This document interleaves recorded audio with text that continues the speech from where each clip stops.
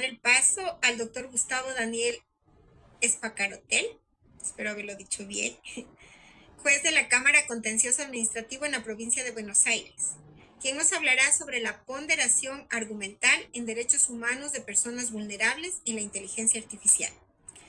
Bueno, Él, como ya lo manifesté, él es juez de la Cámara Contencioso Administrativo por más de 20 años, profesor del Máster de Derecho Administrativo Económico en la UCA. Además es especialista en Derecho Administrativo Económico, siendo parte de la primera promoción de la Universidad Católica Argentina de la UCA, bajo la dirección del doctor Juan Carlos Casaña. Ha cursado estudios de posgrado en la Universidad Complutense de Madrid, en Economía, Derecho y Desarrollo, y en la Universidad Rey Juan Carlos, igual de Madrid, sobre Derecho, Cohesión Social y Justicia. Estimado doctor Gustavo Daniel, le damos el uso de la palabra. bueno, muy bien, encantado. Muchas gracias, Sandra Encarnación Ordóñez, presidenta de esta prestigiosa institución, mis colegas, Patricia Pacheco, Jimena Velázquez, Jaime Rodríguez Arana y todos los oyentes de Latinoamérica y Iberoamérica que nos están escuchando. Tenemos 20 minutos, voy a tratar de ser lo más breve posible. Vamos a tener un enfoque humanista de la inteligencia artificial. Vamos a hacer algunas reflexiones. Seguimos a Alejandro Nieto en este punto, sobre todo cuando nos habla de derecho como justicia, ¿verdad? La leyenda de las justicias encubren siempre un velo que está pintado por la miseria de lo cotidiano, dice Alejandro Nieto. Es decir, ¿qué es la miseria de lo cotidiano? La miseria de lo cotidiano significa que la realidad humana trasciende el fenómeno del derecho. Y en este caso ya tenemos que conceptualizar a la inteligencia artificial bajo este plafón de marcha. Es decir, que simular la inteligencia humana a través de algoritmos o máquinas que crean o estandarizan. ¿Me están escuchando bien? Sí, ¿verdad? Sí, correcto. Sí, sí, se le escucha Ah, muy bien. perfecto.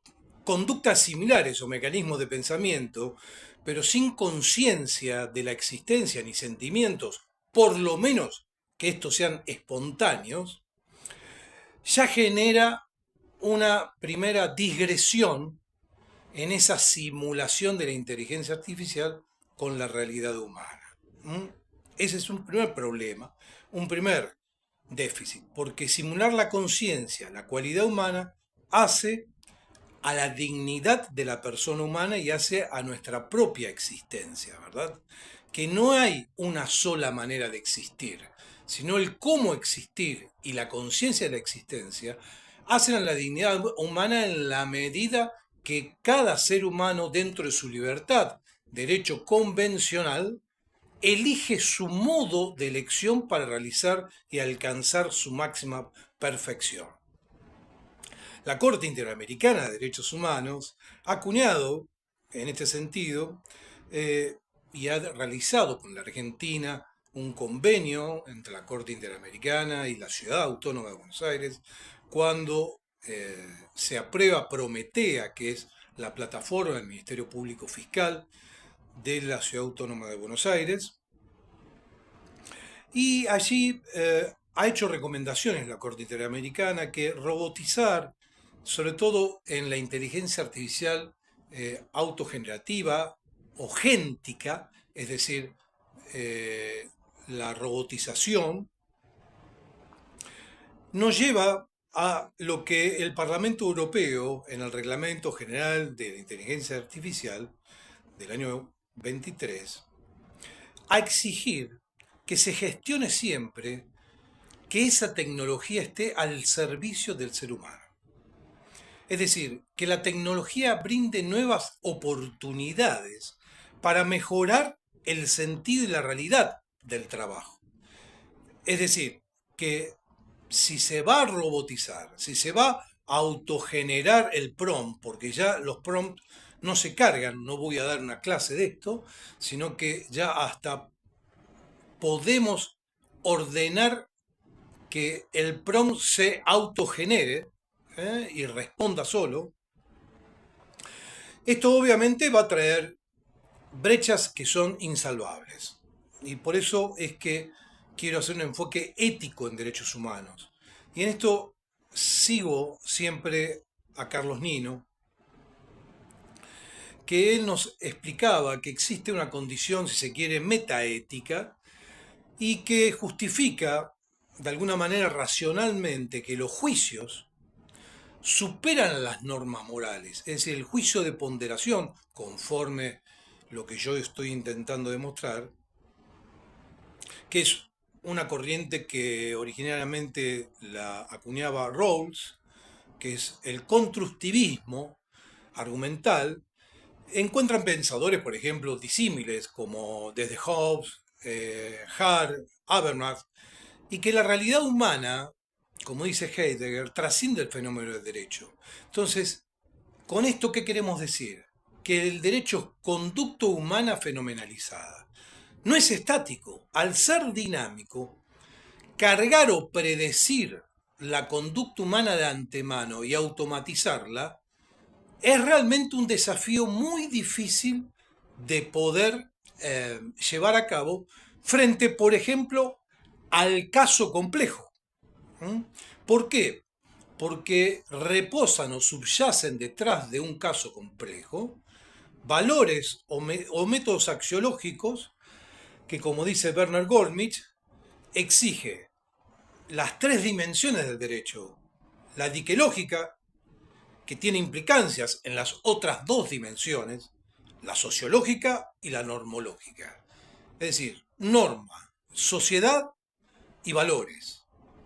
Esas tres fusiones hacen que, si tenemos que hacer un trasplante de células madre para reactivar las terminales neurológicas de una niña que se encuentra cuadripléjica y tiene 2 años y no puede deglutir ni controlar esfínteres ni se vale por sí mismo. Y desde el caso Furlan contra la República Argentina, la Corte Interamericana, tiene dicho que los derechos sustanciales del niño merecen en la máxima tutela convencional y supranacional para la defensa de su dignidad, de su modo de vivir. Para la resolución de ese caso, la Cámara Contencioso Administrativa tuvo que generar un protocolo compasional porque no existía la posibilidad de inocular células madres extraídas de la cresta ilíaca, fue un voto de mi autoría, y luego autorizar a que médicos puedan trasplantar en las terminales neurológicas para reactivar el sistema neuromotriz de esa criatura. Realmente, Dios quiera que así sea, que la tecnología pueda alcanzar estos estándares, ¿verdad? Pero vamos a complejizarlo un poquito más. Ese control de convencionalidad en la Argentina es difuso, es decir, cualquier juez de la jurisdicción federal puede declarar y tiene el deber, desde el caso Hellman con República del Oriental del Uruguay, Hellman 1, Hellman 2, con letra G, obliga a que los tres poderes del Estado tienen que hacer un control de convencionalidad, es decir, el derecho administrativo, el poder ejecutivo, los otros dos poderes, el legislativo, y los jueces tenemos la obligación de hacerlo de oficio, es decir, aplicar sobre todo en las personas en situación de vulnerabilidad. La Constitución Nacional en la República Argentina trata este tema en el artículo 75, inciso 23, que obliga a hacer lo que Marco Gómez Puente denomina legalidad de encargo. La legalidad, ya según el control de convencionalidad, no es solamente cumplir la ley, no es solamente el dar a cada uno lo suyo, sino atendiendo las condiciones de aquello que han de recibir el valor justicia, frente al bien común, que son las condiciones de la vida, para que cada uno con su propio esfuerzo y el auxilio de entidades intermedias pueda realizarse en la vida para obtener y alcanzar la máxima perfección. Esas condiciones el juez la tiene que restaurar. Entonces la legalidad de encargo es abrazar, es sentir como propia la cicatriz ajena. No basta con pasar 4 años por un ministerio y cumplir con la legalidad en cuanto a que no ha tenido observaciones del Tribunal de Cuentas, que ha sido una gestión óptima, que ha habido hasta una buena gobernanza, si se quiere. Pero si no realizamos desde el Ministerio de Salud los derechos inherentes a la condición humana, ese funcionario está incumpliendo los deberes del funcionario público. ¿Mm? Y si quieren complejizarlo más aún en esos 3 niveles verticales del control de convencionalidad, la República Argentina es federal. Aparte de tener un control de convencionalidad difuso que cualquier juez de primera instancia, cámaras provinciales, cámaras federales, cámaras nacionales de apelación y el máximo tribunal que hace control de convencionalidad e inaplicabilidad de la ley, que es la Corte Suprema de Justicia de la Nación. Tenemos también superiores tribunales de justicia en cada estado federal. En esos 3 niveles se complejiza aún más el control de convencionalidad y la realización de la tutela judicial continua y efectiva y administrativa. La ley de bases dictada recientemente, el año pasado, la 27742, extiende la tutela judicial a la tutela administrativa. En el derecho administrativo, siempre el valor justicia es inherente no solo a restablecer la dignidad individual humana, sino al mismo tiempo el juez contencioso administrativo tiene que atender el interés público. Y mientras atiende la demanda individual, ese interés público, que es el bosque, el bien común, es contingente, es mutable, es variable, así como las necesidades humanas. Entonces, cargar los algoritmos implica una metodología ética moral permanente y constante para la inteligencia artificial predictiva.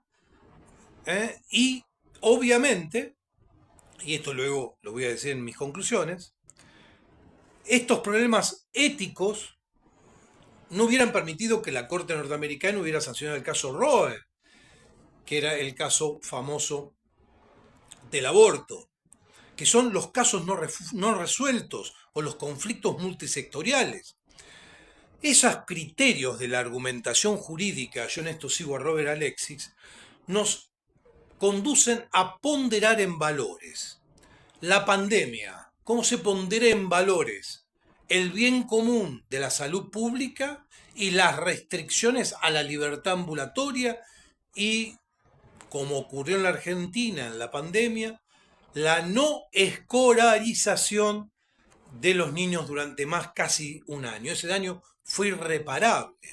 Y en este caso, la Corte, en el caso Cava, es decir, gobierno de la Ciudad de Buenos Aires contra el gobierno nacional, cuando se cuestionó el DNU del presidente de la Nación Argentina, que impedía la presencialidad en determinados distritos, allí uno de los jueces de nuestra Corte, el voto lo colocó en el eje de la persona humana. Y el eje de la persona humana estaba en el derecho a la educación. Porque dentro de los casos complejos y de la inteligencia artificial se producen las grandes asimetrías cognitivas que hacen que aquellos niños, jóvenes o personas en situación de vulnerabilidad no tengan las herramientas para seguir lo que un colega denominó el tsunami de la inteligencia artificial géntica, la robótica, ya no es la generativa, la 5.0. A la 5.0, uno de los problemas que tenemos más grandes es la protección de la identidad.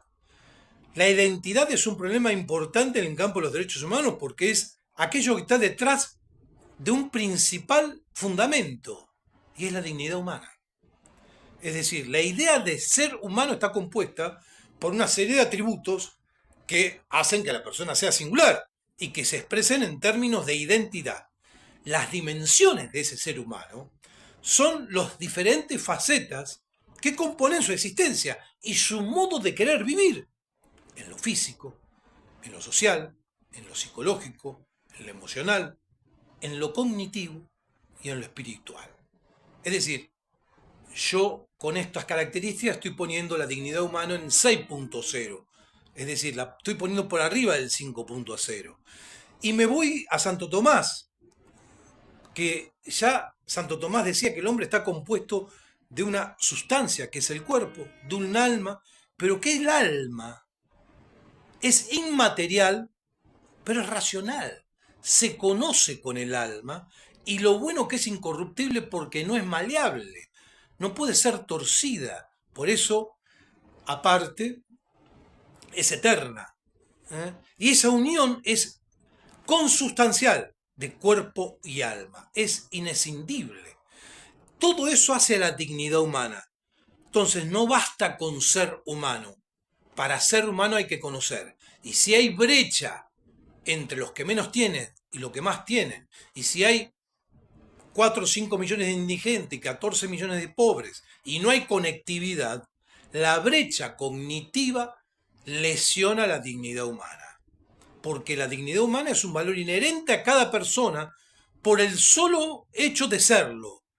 Y los derechos humanos, ¿qué son? Son las normas que protegen ese valor y reconocen la dignidad. Es decir, que la dignidad viene a ser el fundamento y la razón de ser de los derechos humanos.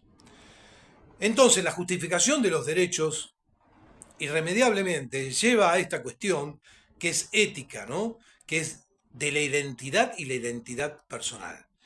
Esa identidad, como dice Piñar Mañas, cuando yo estudié en España tuve la posibilidad de estar con Piñar Mañas, y él nos hablaba que la historia ha oscilado siempre entre los intentos de poder controlar, definir, tergiversar ¿qué? La identidad de las personas. Porque siempre la lucha está en una forma de ser humano para alcanzar ¿qué? La propia identidad. Para eso luchamos. Rusia invade Ucrania por una cuestión de identidad. La lucha hoy hegemónica entre Estados Unidos y China es de identidad, de hegemonía y la identidad. Entonces somos cuerpo, mente y alma. Somos singulares. Eso nos hace diversos. No estamos cortados con la misma tijera. Entonces, los sesgos en inteligencia artificial afectan la diversidad. Las neurociencias, la bioética, fue la primer dimensión de ese trasvasamiento ético de la identidad. Y las nuevas tecnologías, la 5.0, la robótica, aumentan aún más la brecha tecnológica educativa y afectan esta libertad de pensamiento, porque terminamos todos pensando casi objetivamente conforme vayamos cargando el ChatGPT. Entonces esa libertad de pensamiento y la privacidad y la integridad son fundamentales. La Unión Europea se ha expedido al respecto en el 2023 y ha regulado y ha recomendado que las personas deben estar protegidas y lo define como un personal data, que cualquier información relacionada con una persona, identificado, identificable, debe ser tutelada, directo o indirectamente, y esa identidad debe respetar su fisonomía, su fisiología, su psiquis, su economía, su cultura y su interacción social. El primer documento que se aprueba internacional es el de la UNESCO. Y la recomendación que hace la UNESCO es ética justamente en este balance de ponderación. Para tutelar esa amplia gama o modo de ser en las distintas formas que tiene la persona humana. Áreas factibles como la igualdad de género, las formas y la diversidad laboral o modos de llevar a cabo una tarea para sustentarse a sí mismo, la forma de educarse en una cultura y respetar ¿qué? Las tradiciones culturales de cada nación, las nacionalidades, la educación en la tecnología y la investigación con la tutela de los valores éticos. Esas son las recomendaciones de la UNESCO en estos puntos, ¿verdad? Entonces, la creación humana, que es el algoritmo, son fórmulas, y esas fórmulas, el grupo de expertos de inteligencia artificial de la Unión Europea hace referencia a estos sistemas que muestran comportamientos inteligentes, analizando qué, ese comportamiento analizándolo en un entorno y analizando conductas o acciones con cierta autonomía para objetivos específicos. Por ejemplo, los algoritmos no son imparciales. Esto ya lo dijo Arellano Toledo en el 2019. Por ejemplo, la cadena estadounidense de tiendas Target creó un sistema de predicción de embarazo por puntuación, basado en unos productos, y se observaba que había comportamientos de clientes en las compras donde la gente compraba esos productos y predecía la tendencia por determinadas formas físicas de los clientes.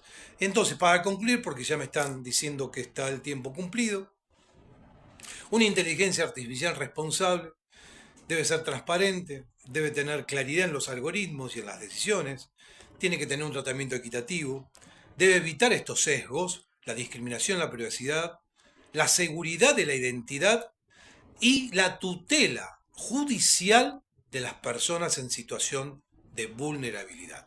Para eso está la persona humana y los jueces humanos, que son los que en definitiva van a restablecer los valores jurídicos en ciernes. Espero haber sido lo más claro posible, dando este enfoque bioético en esta problemática que es bastante compleja. Muchas gracias. Muy amable, doctor, muchísimas gracias. Hay una pregunta para usted Sí. que dice, ¿cómo debería integrarse la ponderación argumental en casos que involucren a personas en situación de vulnerabilidad cuando las decisiones administrativas o judiciales se apoyan en sistemas de inteligencia artificial, considerando los riesgos de sesgo algorítmico? Sí, perfecto. Claramente el valor supera el algoritmo cargado, y los sesgos cargados o predictivos no dejan de ser reglamentos. Y los reglamentos son infraconvencionales. Yo les voy a poner, por ejemplo, el caso Velázquez, fallado también en la provincia de Buenos Aires y aprobado por la Suprema Corte. Rápidamente, para no restarle tiempo a mis colegas. Personal policial, herido en servicio, herido en el hombro, intervenido quirúrgicamente, en segunda intervención hace un coma glucémico, pierde la visión. Los reglamentos de la caja de subsidios policiales, si no llegaba al 70% de incapacidad, no le daban el subsidio hasta que se discuta el beneficio previsional. En primera instancia le rechazan el amparo in limine, es decir, hacen lo que sería un rechazo in limine automático. Es decir, ¿por qué automático? Porque el amparo dice que no hay arbitrariedad o ilegalidad manifiesta. Claro, no hay ilegalidad manifiesta. Hay un reglamento que establecía un estándar que era hasta el 55%. Y esta persona, que había quedado no vidente por una cocausalidad, que es una serie concatenada de actos que están coligados, pero ese nexo causal merece un juicio ponderativo de fondo. Anticipar el juicio de fondo hizo que en el caso Velázquez, en una medida cautelar, directamente por el peligro en la demora, antepusiéramos ese control de convencionalidad al reglamento, desplazándolo y otorgando el subsidio en valores, porque era el mientras tanto se discutía el fondo de la cuestión. En ese caso, en ese ejemplo, le estoy respondiendo que el algoritmo va a quedar reemplazado porque el rechazo in limine, o lo que se llama también la plancha del 280, el 280 del Código Procesal para llegar al recorte, que es el rechazo del recurso extraordinario, cuando dice que no hay cuestión constitucional a la Corte. Y lo rechaza en 2 párrafos. Claro, por el algoritmo podemos sacar 1500 de esas. Pero si detrás de ahí hay una cuestión argumentativa en valores que hagan al control de convencionalidad, seguramente ese 280 del Código Procesal va a quedar desplazado. Muchísimas gracias, doctor. Muy Muy bien. amable. Agradecemos su participación, su conexión y que nos haya dado esta charla magistral en la tarde de hoy. Muy No, por amable. favor, a Muchísimas ustedes, gracias. gracias, muy amables. Voy a dar ahora